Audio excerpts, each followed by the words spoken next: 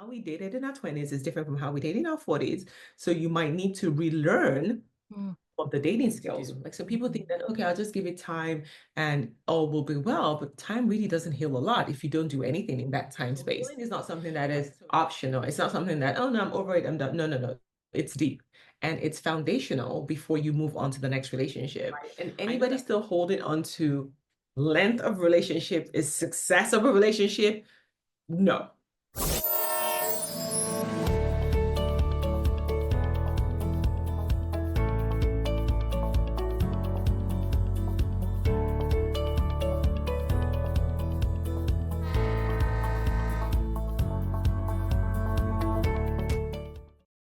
If healing wasn't needed, there might not be a healing train for us to hop on to have these painful conversations and address the wounds that need to be healed. Whether we are aware of our wounds or they are suppressed or ignored, we have them. They linger in the background. They show up in triggers. They appear in our reactions, in our day to day lives. And they will be that culprit you can't get rid of until you face it head on. Thank you for joining me on yet another season of the Healing Train podcast. I'm Rania, a survivor of narcissistic abuse, a self-made woman, a fighter, a light worker. I show up here in this space hoping to make a difference in just one person's life. If that's you, I'm happy you found me. And if you know someone who will benefit from these talks, share it, comment, share your thoughts, experiences, share your wins, share your struggles. Join me on the special episodes I announce on this show where your voice can be heard. Yes, you. Your story matters too. The lessons you learned can help another soul. So come aboard the Healing Train every Wednesday, where we will laugh, cry, and heal together. My guest on the Healing Train today is Joan Nwosu. Joan is an elite dating coach, author, and speaker dedicated to helping high-achieving professional women over 40 attract conscious, aligned relationships after divorce. As the founder of the Aligned Love Academy, Joan empowers women through her signature 3M magnetic method to transform their mindset, embody their wholeness, and create deep connections with high-caliber partners. Drawing from her personal experience and professional success, Joan guides women in healing, self-discovery, and confidence building, ultimately attracting relationships that support their personal growth and align with their true values. Joan is passionate about helping women elevate their love lives to mirror the success they've cultivated in their careers. Joan, welcome to the show. Yeah, pleasure to be here. Joan, I want you to hear this. This is by Your Tango. I don't know who that is, but they wrote something very, very unique. And it goes like this. And then my soul saw you, and it kind of went, oh, there you are. I have been looking for you. Do you like Wow, that? that is beautiful. Yeah, it reminds me of so many things. And I think that this is so perfect. It's a perfect way to start today's topic. Well, I'm so excited for our conversation. I'm very happy you've accepted my invitation to join me here on this healing journey where we talk about relationships. Okay, it is your specialty, my specialty in some way too, but you have a different perspective, and this is what I'd like for us to shine some light on today. Now, in my conversation with you, it has come to my understanding that you've experienced toxic relationships just like I have and many have. So let's begin from there, okay? And the first thing I'd like to ask you is, what were some key toxic relationship patterns that you discovered? And how did you break free from them to find alignment with the right partner? A That's a loaded question, I know. that's a loaded question, and that's a brilliant question. And I will start by saying what I did not do. Okay. I did not move on to the next relationship and was better off. No, the patterns keep repeating the cycle. And that's the first key point I want everybody to pay attention to. Mm. But for me, the biggest one was really around attracting emotionally unavailable men. And Mm. a lot of people use these words, use these terms, but they don't really know what it is. But for me, it was constantly, I was always in love, Mhm. constantly falling in love, But the problem was it wasn't really love. I kept falling into this rescuer mode. And I'm sure a lot of high achieving women can resonate with this, where now it's like, I need to fix this person. I need to take care of this person. I need to do more for this person. So what you end up doing is you're constantly overgiving, you're constantly performing, you're constantly auditioning, you're constantly begging them to choose you, choose you, choose you, because you believe that the more you do, the more they'll want you. But the problem is, it never works out that way. So for me, I kept attracting the same type of men over and over again, Mm, thinking that the next one will be better, but it wasn't. mm, And at some point, I had to be honest with myself. I had to look at the common denominator here, and the common denominator was me. There had to be something about me that was attracting these kind of men into mm, my life. And that was when the shift started to happen. It wasn't constantly blaming, oh, it's the emotionally unavailable man. There was mm, just about me mhm, mhm, attracting this kind of people. And it took me way, way, way, way, way, way back, because a lot of the times it stems from how you were raised, mm, what the relationship between your parents was, your early life relationships. That starts to build some of these patterns that mhm, become your reality. And until you take a look at that, it's not going away. You will just keep attracting the same kind of people. They mhm, might look different, they might have a different name. mm, Essentially, it's the same patterns repeating themselves over and over again. So we have to dig into, what are some of those beliefs? What are some of those patterns? How was the relationship between your parents? Like, what are some of the heartbreaks that you've been through? Really look at that as a mirror to see, what are my own patterns and what is it about me that I need to fix? And only at that point will you start to attract better. mm. Mhm. That's a great discovery. And if only women were to come to this conclusion, I think they would prevent a lot of heartache. But I guess it's the journey we all must go on, right? Well, Journey. thank you for Yeah. mentioning that key point there, which is giving yourself some time before getting into another relationship. That's one of the things you said. So, if you may touch more on that, especially for women who are over 40 or 50, Mm. okay? Because they've at this point been through at least one major long-term relationship or several of them. How can we give ourselves permission to actually be alone, spend time to self-reflect so we can discover those patterns? Mhm. Absolutely. And I think it's key to what you just said. Women who are in their 40s and in their 50s, they have more experience. But the problem is now they've been in longer relationships. So the trauma is a little bit more. The baggage is a little bit more. So Mm, healing is not something that is optional. It's not something that, oh no, I'm over it, I'm done. No, no, no. It's deep and it's foundational before you move on to the next relationship.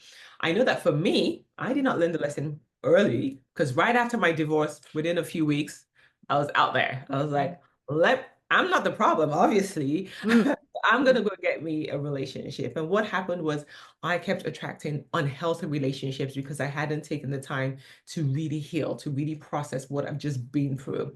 Like going through a long-term marriage or relationship, mm, not easy. Like nobody gets in wanting to get out. mhm, You're going in with all these dreams, all these expectations. You have a life that's probably set in a certain way. You've built a home together. You have friends together. Maybe you have kids together. So it's not something that you can just brush off and just be like, okay, I've moved on next. It mm, really doesn't work that way. I learned the lesson the hard way, honestly. And so for me now, what I teach my clients is, if you haven't healed, we're not dating. Let's just leave dating aside for now. Let's go through this healing journey, this emotional healing journey, right? You have to sit with the discomfort. You have to process, you have to grieve the loss of mm, that relationship. You need to find yourself. Who are you outside of this marriage, of this long-term relationship? And you have to start unpacking all of that stuff that you went through, mm, right? And then discover who your new self is. Who do you want to become? And only after you've released all of that should you even venture into dating. But I know that for a lot of people, and that's why it's called the rebound, right? Because right mm. after, once they get out, it's like, I'll show him, like, I'll show Yeah. him someone else wants me, and they jump right into the next one. And history kind of repeats itself because you haven't taken the time to heal.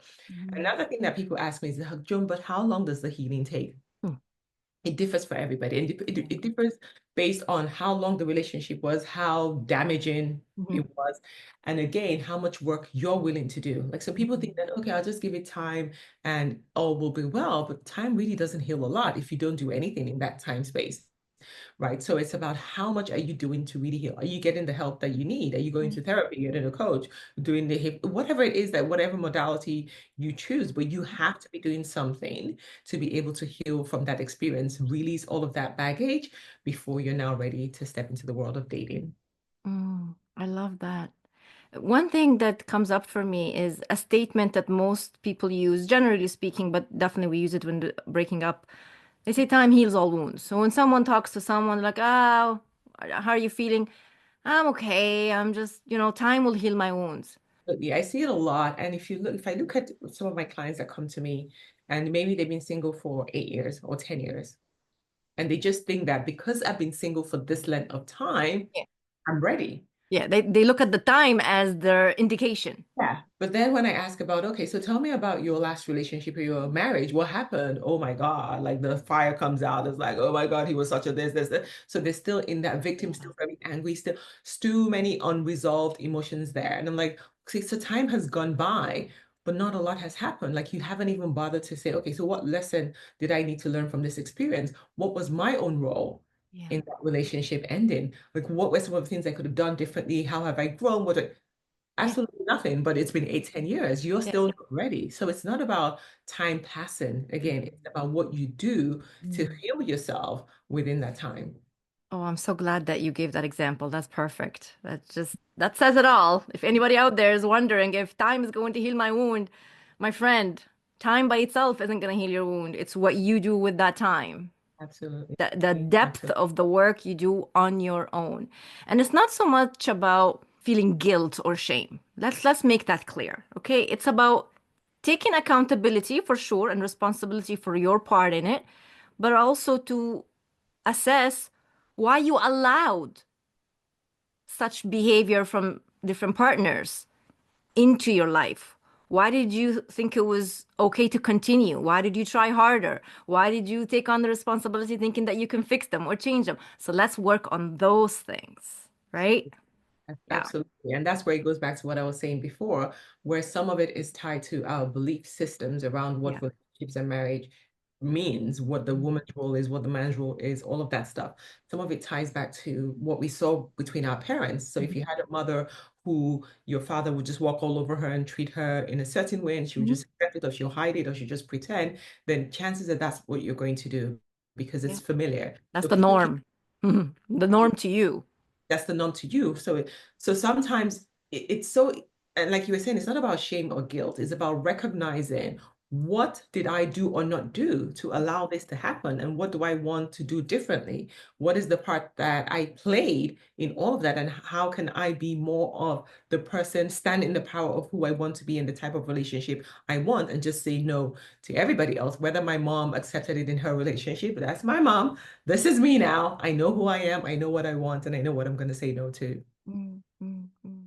Now, dating on its own, it could be nerve-wracking, overwhelming at any age. Okay? When we're in our 20s and 30s, I would say it's a different ball game, right? Who we are, still like maturity level, experience level, what we want at that time, what we think makes us happy is one thing. But then as we get older and as we experience more, we want different things. And it's okay to want different things. What made you happy in your 20s is not necessarily what makes you happy in your 40s and 50s. And this is what I'd like for us to focus on because this is your specialty. Again, dating over 40. How does it differ Mm, from dating at a younger age? yeah. So again, like I did it in my 20s. I did it in my teens. So it was completely different. When you're younger, it's all about the sparks. It's all about chemistry. It's all Mm, about you having a good time. Like even when he wouldn't call you, you kind of like that feeling of anxiousness. And you're like, where are you? And then you have mm, fun and then you make it. And all of that is fun, is great. You're mm, dating for excitement, mm, right? You're mm. able to date a man for his potential as well. Yes. Yeah. In your 40s.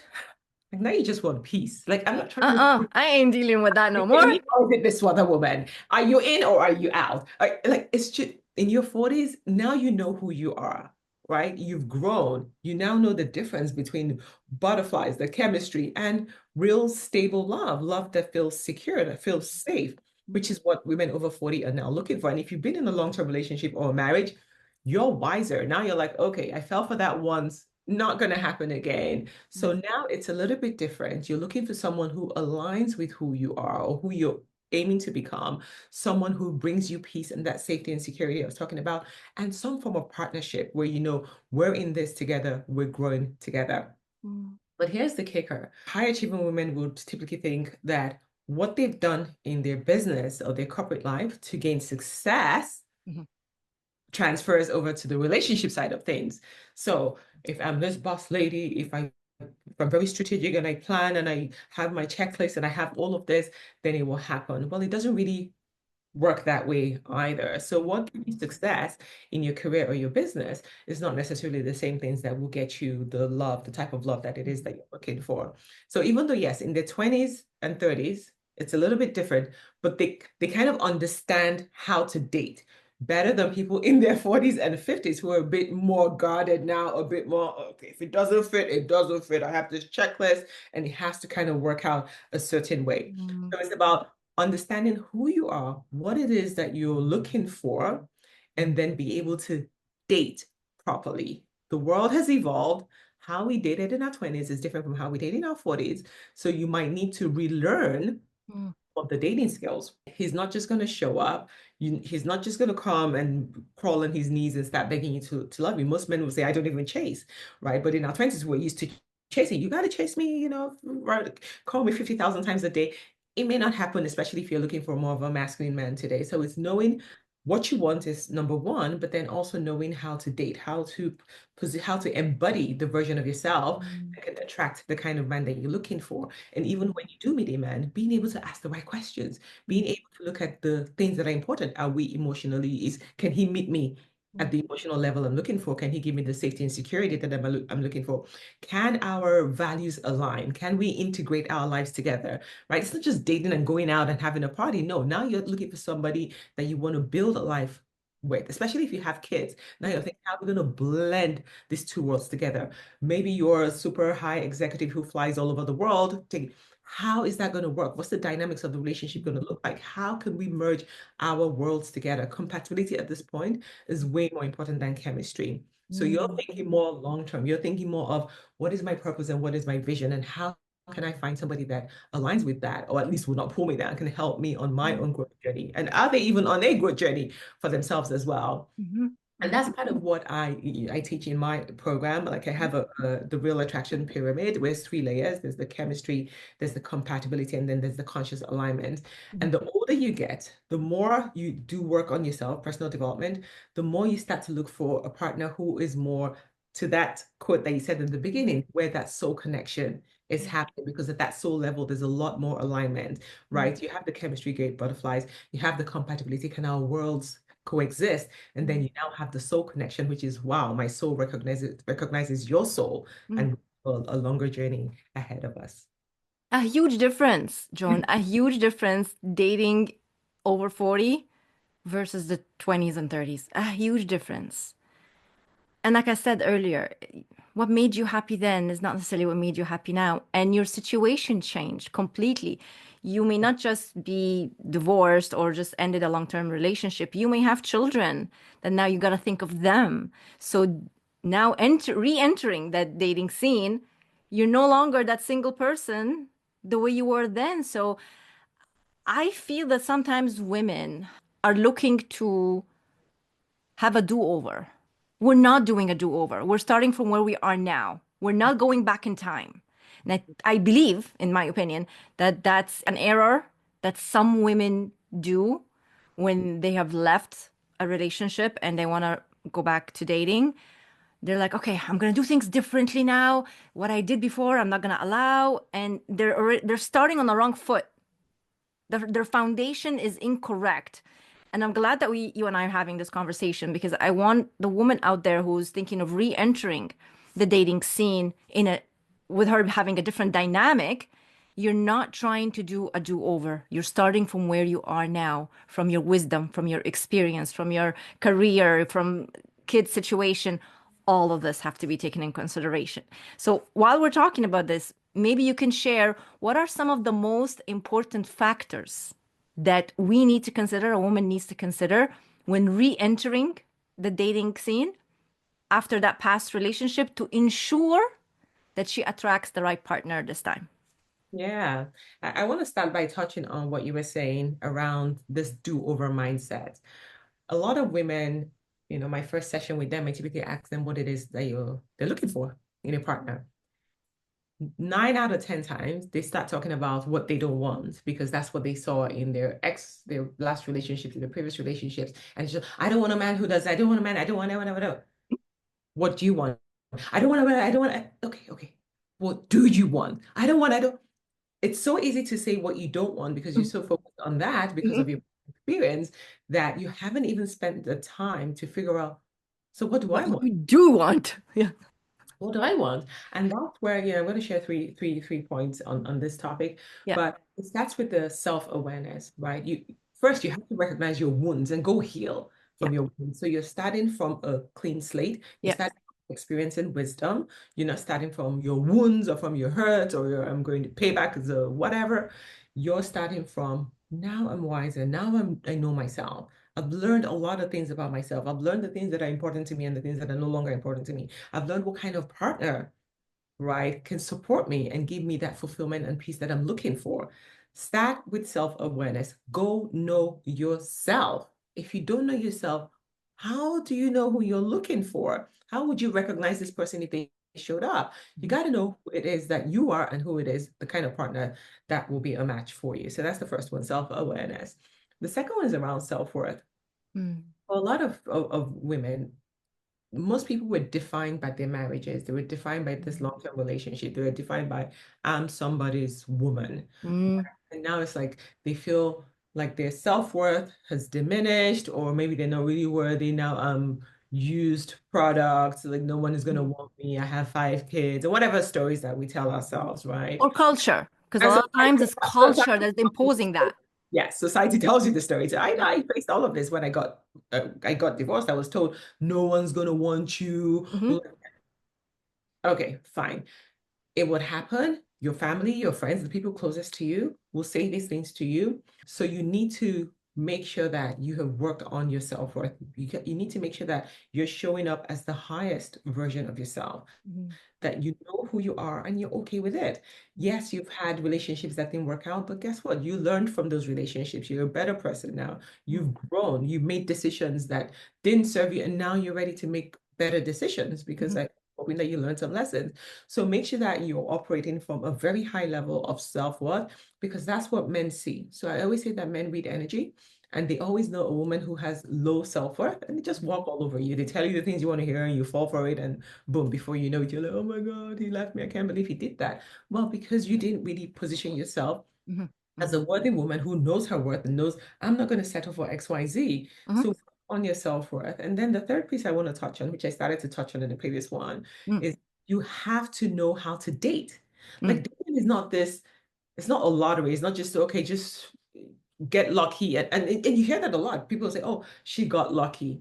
No, she didn't get lucky, right? She became the one. She became the person that she was looking for. She stepped into a higher version of herself. She Hmm. went into dating with intention, right? Hmm. And only then can you now align with the kind of partner it is that you're looking for. So make sure you know how to date. Make sure you're working on the most important person, Hmm. which is you. Hmm. Only when you become the one can you find the one because you will never attract at a higher level than your healing. Hmm. Hmm. It just will never happen. You never attract what you want, you attract what you are. Start doing the Hmm. work. I love that. And you just said something that's now making me want to touch on, which is the one. Now, I know in reference what you were talking about in context of this conversation, you are being the one that you want to attract to yourself, right? Mhm. By being that version of you. Mhm. But then there's the one. Mhm. Okay, in parentheses here that I'm using, Mhm. there's this misconception that there's only one person out there for you. Mhm. So you gotta go out there and search for the one or wait for the one. Or do you understand what I mean? I In do. that context, the one, Yes. does that one exist? And is that true or is it a misconception? So we grew up with the fairy tales, right? And that's the Disney stories. We saw it all. We saw this idea of the one, there being only one perfect person for us. Mm, I don't think there is a one, only one person. There's different people that meet you at the level of where you are. Right. And that's what I was saying. When you become the one, the version of you at that point in time will attract the one that matches that level, that version of you that you have become. yeah, So if you're fantasizing about this ideal person who you think is this most amazing, whatever your definition of the one looks like, then there's work that you need to do to embody that the version of you that will attract the one. I do believe that there's something called a soulmate, multiple soulmates. It's not one person, but there are people that are here to help our soul evolution and our soul journey, right? I believe that the whole journey of love is just that. It is a journey. Per time, you will meet different people that will take you to a certain level. And sometimes, very rarely, less than 1% of people will meet people who will start the journey and end the journey with them. with them. A lot of us, it's going to be multiple people that will take Yeah, you so far, and yeah, then sometimes you have to say goodbye, God bless, thank you for bringing me this far. And yeah, then another person will take you to the next level. I believe that all of this, or everything that we're going through when it comes to relationships, is a journey. It is not a destination. The goal is for you to keep growing, to keep evolving. If you're lucky enough, again, less than 1% to find one person that takes you all the way, call me.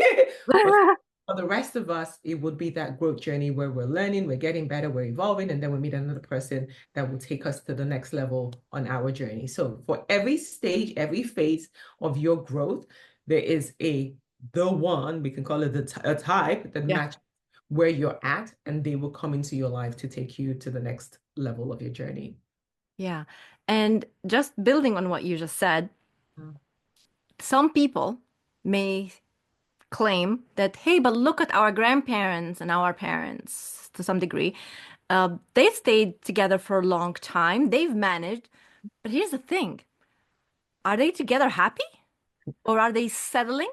Or are they staying in the marriage because their society or their culture does not allow them to separate and it's a taboo? Or are they in an abusive relationship and I can't get out? The woman doesn't have the strength or the courage to leave because financially she can't support herself. So let's not look at how long relationships lasted in the older generations and claim that because it was successful. And it's just the newer generations that don't know how to hold a marriage or a relationship. I'd really like for you to talk about that.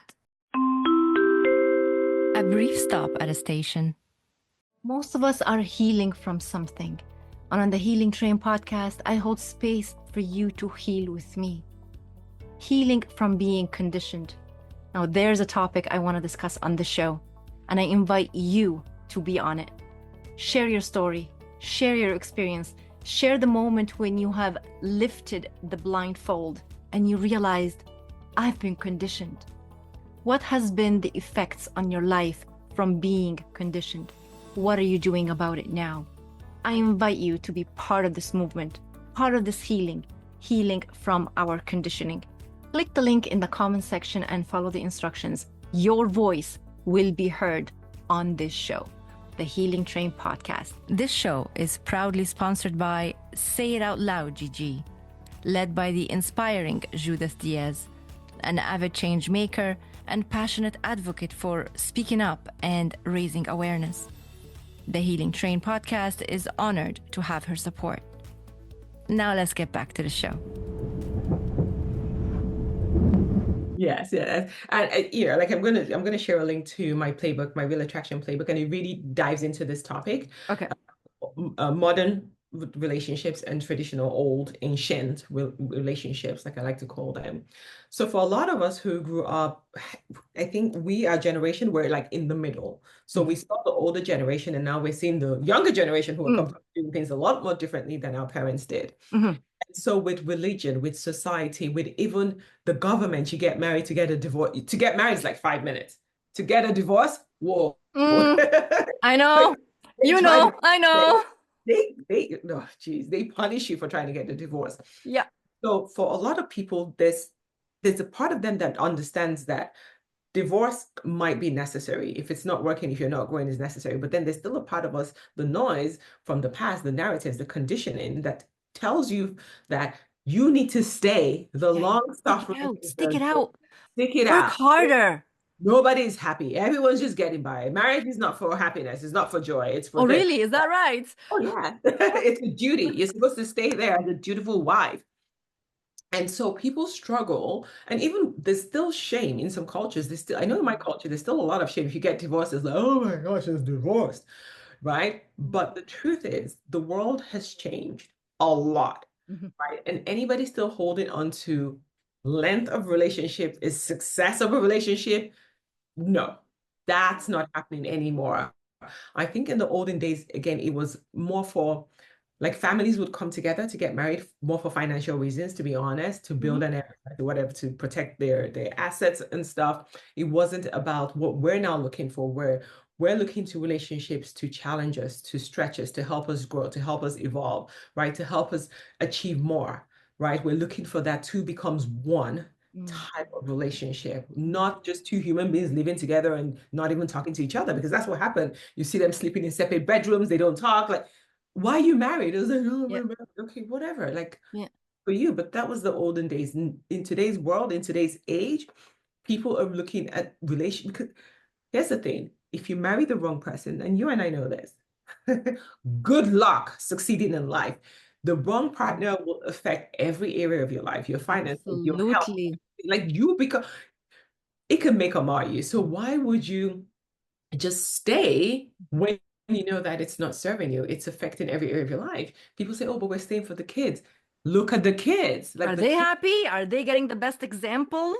they're not. And you see, and people always say kids of divorced parents usually get divorced. Yeah, because the parents waited too long to get divorced. Like the kids no longer know what being in a loving home looks like. They don't know what What setting boundaries is? boundaries looks like, Mhm. how what managing conflict looks like. We just see all this animosity. Chaos. We see chaos. We see this passive aggressive behaviors. Yeah. And then you grow up and you're like, I don't know how to talk to a man. Like, I don't like if he says one word, I just pack my things and get out because maybe that's what your mom did. Yeah. So it's not helping anybody. Yeah. Being able to walk away from a relationship, say, hey, look, obviously it was good at some point in time. What were the good times that I enjoyed from this relationship? How did this person help me grow? What are the lessons that I learned?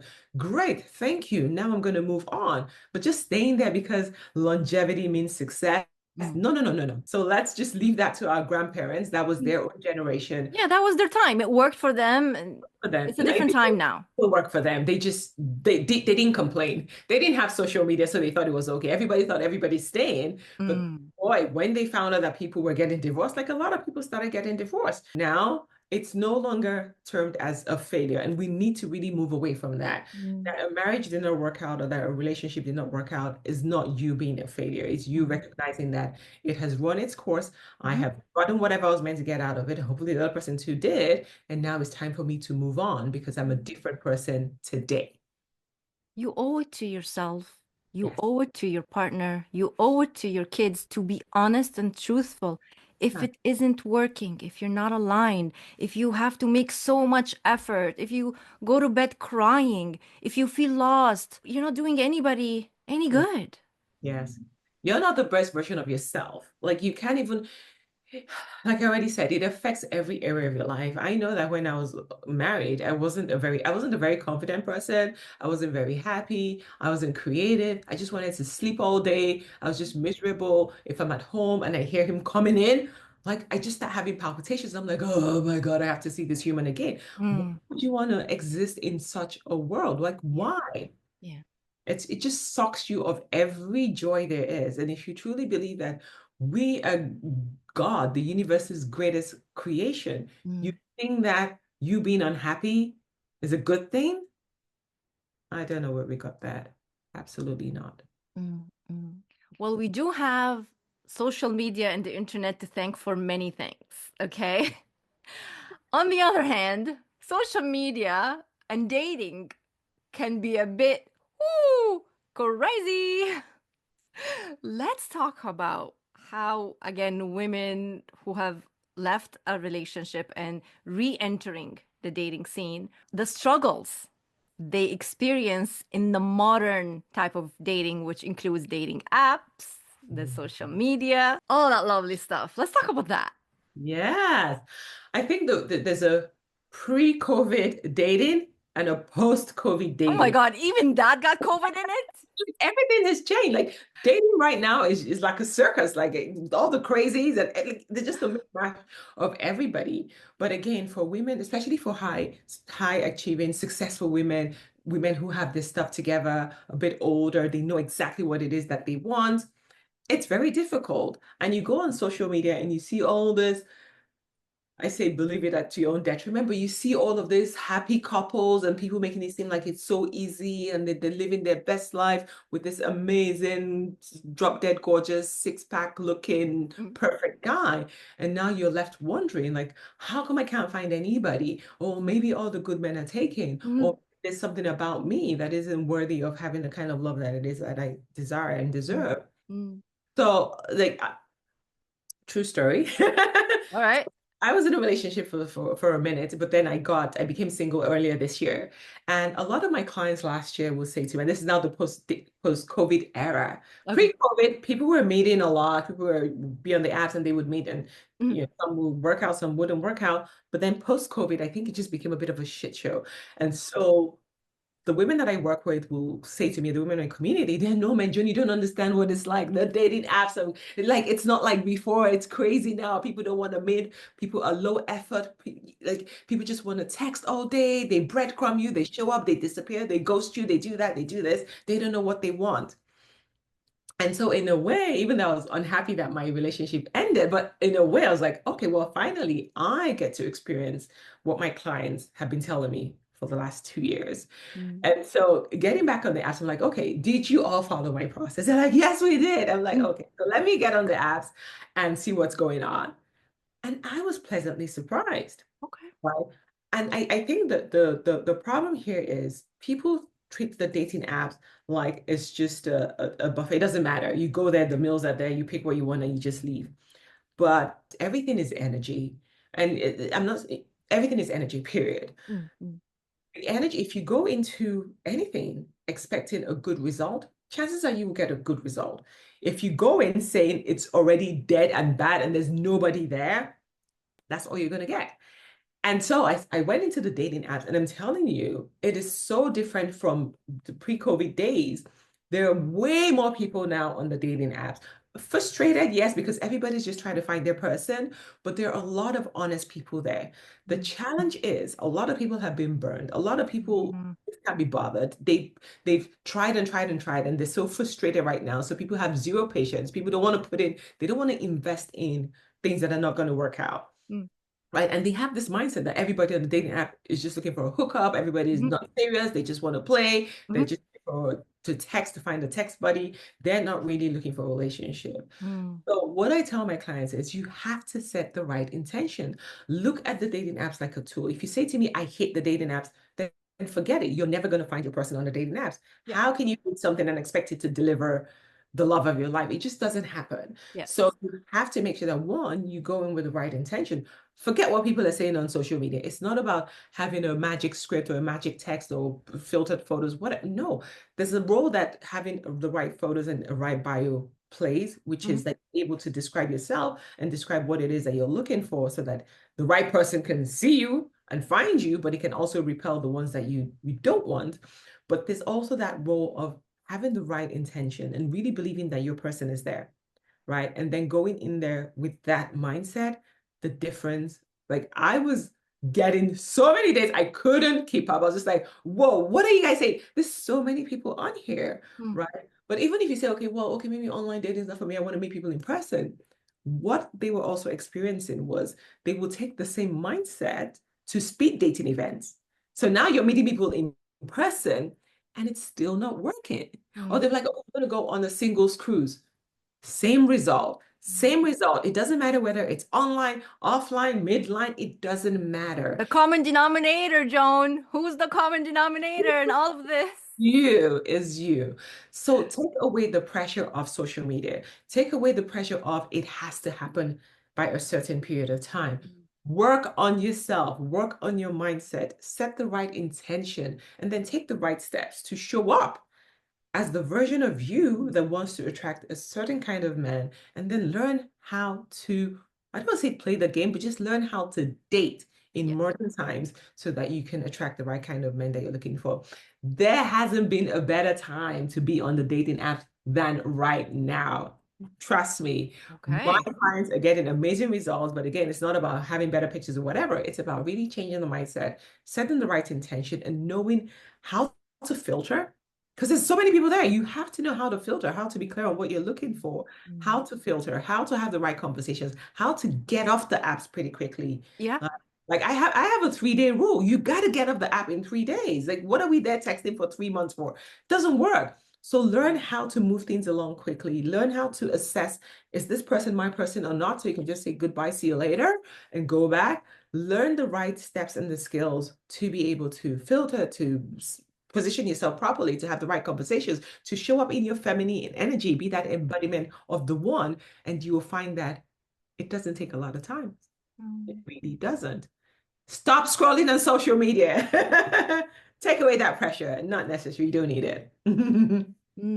These are great tips for Yeah. someone that's dating now, post-COVID era, as you're saying.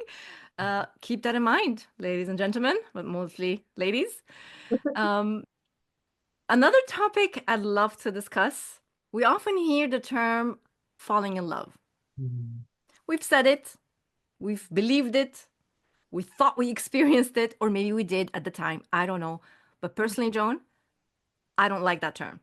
Mhm. And now that I'm in my 40s, I can tell you, I don't believe in such a thing as falling in love. Personally, I'll share, I believe in growing in love.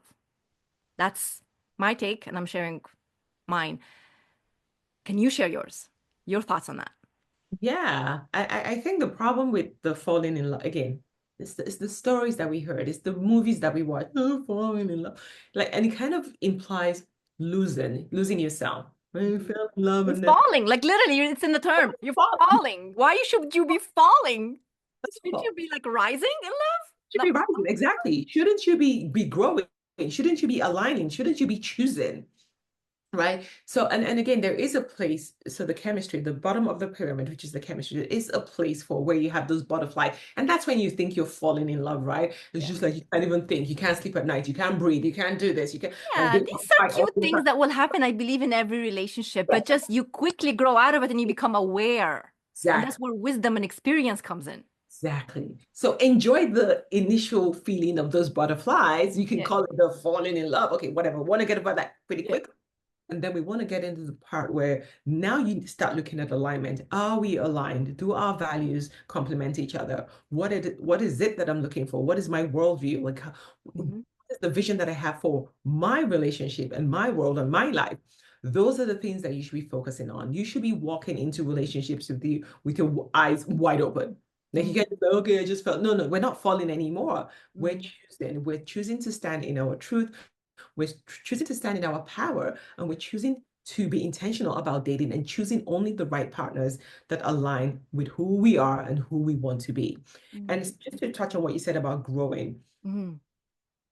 if both parties are not growing, it's still not going to work. Yeah. So in your search for the person, make sure that you're also looking at where they are today, but are they growing? Are they Mhm. on a growth journey? You will not be the person you are today next year. Facts. Mhm. Right? You would have changed, you would have evolved. The question now is, are both of you growing at the same pace? You could be, one person might be a little bit fast, and Mhm. one person is a bit stuck or stagnant, and the other person is like, it's still not going to work because in 2, 3, 4 years, you will be a completely different person. You will have new views of life. You will want different things of life. And the partner you're with might still be like the 5 year version of you, Yeah. and that's not going to work. So you have to be looking for somebody who is growing and who's ready to keep growing in Mm. this love that both of you are building together. So we're not falling in love anymore. We're choosing aligned love. That's what Mm-hmm. we're Mm-hmm. doing. Mm-hmm. Now, with the aligned love, I can tell you about age gaps. Okay, Mm. that's a key thing. Now, sometimes there's a huge age gap between the male and the female. Okay, and it could be in all cases. The gap can be where the man is 10 years older or more, and it could be the other way around, where the woman is older and the guy, the man, is younger. And I can tell you from personal experience, it can happen a lot with women who are over 40 Mhm. re-entering that dating scene or finding someone or having a friend in their life, and then all of a sudden feelings start to develop and you start taking the relationship to a different level, and you second guess. You're like, look, but the age difference, right? Now, where is the age difference taboo coming from? Is it because really you aren't compatible? Or is because a rebound you found in that person your younger version, and again you want to do the do-over where you feel like, hey, I can, he's much younger and he has so much life and energy, stamina, you name it. He has so dreams and whatever goals to go through life, and you want to relive that with that person? Or is it because of culture and society that has this taboo that if a woman is dating someone that's younger than her, is like, what's wrong with you? Right? This is wrong. Mhm. So there are challenges in Yeah, this scenario, yeah. right? First, I want us to discuss why it happens, where we end up attracted to people who are that much younger than us. The second, let's just say it is right and Mhm. it works out fine. How can a woman embrace this love and ignore the judgment that's happening from society? I don't know that you can ignore the judgment because it will come, Okay. but it's being okay knowing that it's going to come. That's number one. Mm, So, in terms of why this happens, a lot of it is cultural. A lot of it is just what we saw growing up. Like it was always the man was older, he took care of the woman. The woman couldn't take care of herself, so she needed a man to take care of her. And you see that as women, depending on what issues you've experienced in life, if you had daddy issues, the chances are you'll always be attracted to older men because you mm, have daddy issues. You're looking for a daddy. And I did date a person who was 18 years older than me because I had daddy issues. I did not know I had daddy issues, but I freaking had daddy issues. So it's a real thing. Some people do it like you said. Some people do it to get back, pay back, to show that I'm still hot. I can still pull a younger man and I'm going to have a time of my life.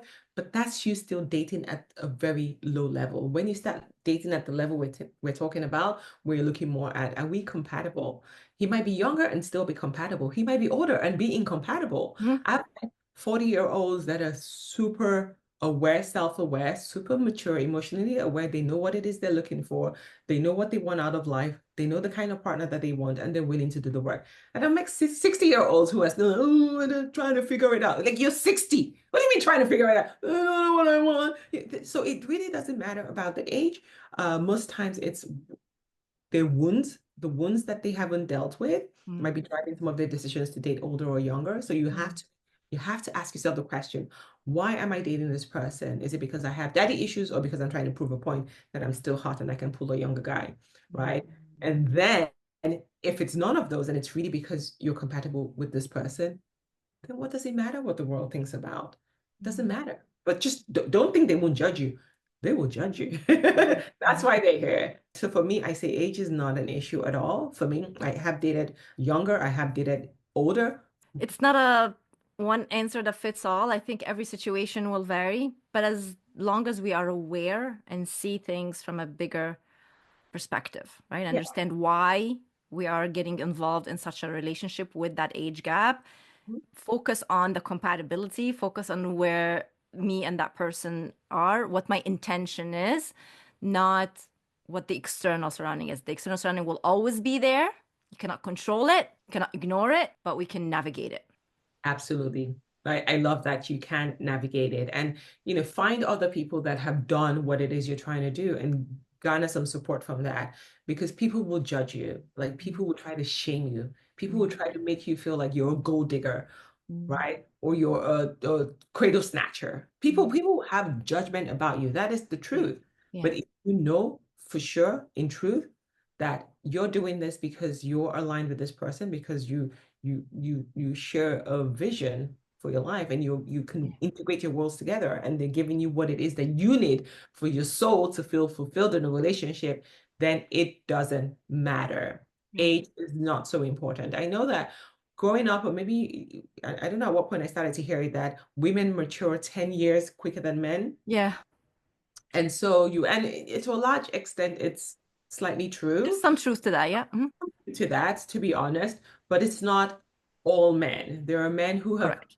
through life circumstances, have had to mature Correct. quicker. And there are women, I dare say, who they're 55 and they're still telling me, I want a man who's 6 foot, who's a six pack, Yeah. who Not much growth happened there. exactly, not much growth. They're still focused on the superficial Yeah. things that can come and go and nothing to do with the core of the person, who they Yeah. are, what are the values that they bring to the table. So Yeah. Yeah. yeah, And may I add, like external judgments, they extend to more than just the age gap. It can also be race, cultural. culture, you Two name it. people coming from different cultures. It could be religions. Two people from coming from different religions. People are going to talk. People are not going to approve. How big you are, how tall you are, how short you are. Yeah. Like I had some family many, many years ago, though. The mom found out that I was asthmatic. I've been asthmatic since I was born, but she was like, asthma? That means my grandkids could potentially have asthma. No, no, no, no, no. I do not approve of this relationship. Like Oh, look, asthma, look at like, that. like asthma. So people will always have whatever factors they want to use to judge Yeah. you. Yeah. It's on them. It's just human nature. They will always find something. None of us are perfect. Physically, we're not perfect. Baggage wise, we all carry baggage. So Yeah. once you know you're okay with not being perfect, once you're able to accept yourself and be like, you know what, I love who I am, then it doesn't really matter what anybody else says. This is me. This I did not create myself. This is who I am. Mhm. Yes, I have a few scars. I have a few extra baggages around me, Yeah. but this is me, right? Whoever is going to love me is going to love me. And that's okay. And who doesn't love me, see you later, right? Mm-hmm. I would say this boils down to, just to wrap up this subject that we're talking about, it doesn't matter what the judgment is about. The bottom line is you. What makes you happy? If you felt you found the one that matches you right here, right now, there's the compatibility, you're growing together. You just so happen to be from different religions, different cultures, and a huge age gap. Let's like make it all, okay? All three of them are there, okay? Which is like the no-nos, no-nos. And your family isn't gonna accept it. You may even be ostracized, Yes. right? It may come down to that. And Yep. if these are the threats that you are facing, if you are not strong in yourself by knowing that this is what I want and I'm not going to allow these external factors to influence my decision for being with that person, then you're probably not going to fight for it and you're going to give in to these external factors. That's up to you now. If you're willing to let go of what you found to be very beautiful because of it's not ticking all the boxes for them, then go for it. You have no one to be responsible for this but you. But if you can, fight. And actually, you don't even have to fight. Just do your thing and let whoever's around not accepting, judging, say whatever they say and do whatever they do. It's their actions, not Yeah. yours. You did not make them cut you off. Yeah. They chose to cut you off because they are not happy with your decision. Your decision is for your life. So don't you ever feel guilty Yeah. and don't you ever feel shame Yeah. in choosing you over what everyone around you, including your parents, are Yes. going to tell you. Because if you allow others to rule your life, then you're not the one living your life. You're not one choosing anymore. And it's already hard enough to find the right person. Yes. Well, now that you found it or you found him, you want to let that go because they don't like it, they don't accept it. Don't even get me started on that one. As you can tell, I'm passionate about that subject, Yes, yes, as you can tell. yeah. Been there a few times. Anyways, yeah. I'm gonna ask you now if you may share a few practical tips for a woman that's re-entering the dating scene in her 40s, over 40, okay? Because I know she can feel discouraged and overwhelmed by today's dating scene. If you have a few of them to share, so we could leave her with, that would be awesome. Yes. So I think we've touched on everything that I could possibly share today, but just to kind of crystallize Yeah, it, yeah. the first thing is your worthiness. Date from your worth and not your wounds. We all have wounds, we all have scars. Make sure you've dealt with the healing part of the journey and then stand in your worth and date from there. Stop believing the stories that there are no good men or you're too old or you have too much baggage. It is not true. There are many, many people getting married in their 50s, their 60s, their 70s, meeting amazing, wonderful partners. Like I always say, if you can spend 1 month of amazing time with somebody, it's worth it. Love is always worth looking for and fighting for. So make sure you're dating from your worth. The second thing is around the dating apps. Like I said, make sure that you're clear on what it is that you're looking for. Make sure you have that clarity. Make sure you're able to set the right positive intention. I don't want to be in the app. No, no, no. Set the right intention. Make sure that you step into your feminine energy and then you go out there. There's millions of people on the dating apps, a million, not thousands, if not even billions. There are more single people in the world than ever today. Wow. More people are looking for love than ever. The struggle is both on the male side and on the female side, right? Mm-hmm. Everybody's just trying to find their person. Mm-hmm. So have some grace. Don't beat yourself up. There's nothing wrong with you. Mm-hmm. It's just doing the right things, making sure that you're showing up with the right intention. You're getting clarity on what it is that you're looking for. You're learning how to use the dating apps, not out of desperation, like, oh my God. No, just calm down. Know how to filter properly, know how to show up, know how to have the right conversations, know how to get him off the dating apps and get into in-person dates, and know how to nurture the relationship. Mm-hmm. That you're working on yourself. We've talked a lot about making sure that you're doing the inner work. Make sure that I know some people will say to me, "Oh, I'm good. Well, I'm every man's cup of tea." No, you're not, right? You're not. Everybody's on a healing journey. Everybody's a work in progress. So just make sure that you're focusing on working in yourself, becoming that magnetic woman, building your confidence, showing up as the highest version of yourself, right? Because if you don't become the one, you can never attract the one. So he's not lost. He's out there. There are more available men than ever. High quality, high value men. They're out there. Do not lose hope. There's no timeline. There's no, it has to happen this year. It will happen. Do the work, get out there, and you will find your person. Mm. That is awesome. My God, Joan, if anyone is listening out there to Joan, please listen to her tips. She knows what she's talking about. And Joan, how can someone work with you? I'm a dating coach for high achieving women over 40, and I help them become magnetic so that they can find their aligned love. So my program is called Aligned Love Academy, and I teach you everything that I've been mentioning today, how to release those old stories, how to heal from your past, how to define and gain clarity on who it is that you're looking for, so that when you see him, you can recognize him, how Hmm. to show up as the highest version of yourself, how to embody feminine energy so that you are this magnetic woman that even when you walk into a room and there are women there, the women are like, there's something about her. You want to be that woman so that it becomes effortless, so that you know how to attract the right men, to nurture the right relationships, and really have the greatest gift of all, which is aligned love. I strongly believe that love is our greatest gift. Finish. That's it, period. Period. And everybody deserves to have it. And that's how I work with my clients. It's a 12-week program, step by step. I hold your hand, I'm there with you, making sure that you're taking the steps to attract the type of love that you truly desire. Mm. Mhm. Sounds so magical, Joan. Wow. But it's possible. See, that's the thing. This is not Very magic. powerful. We're not, promoting magic. I mean, you could look at it as magic, but it's real. It's Magical. practical. You do it, you're like, whoa, I didn't even know that it could be this easy, but it is. You're Mhm. right. But you It's got to not, take the first step. you got It to take. always starts by taking the first step. You want to invest in yourself. You don't need to think, well, why do I need to go to a coach to teach me how to date? I've been doing it all my life. right? And these are some of the misconceptions. Has it been working, is what I say. Yeah. You know how to date. Where is he? We're all a work in progress. Nobody knows it all. I don't know it all, Yeah, but nobody does. I've learned a lot of lessons, and I can always see the highest version of people that I meet. And I want you to embody that version of yourself. And that's how I work with people. Hmm. Hmm. Hmm. Yeah. Beautiful. Joan, I Yeah. hope you enjoyed this conversation as much as I did. I truly did. We covered on so many topics in regards to dating and finding the one, in the term of falling in love, talking about age taboos.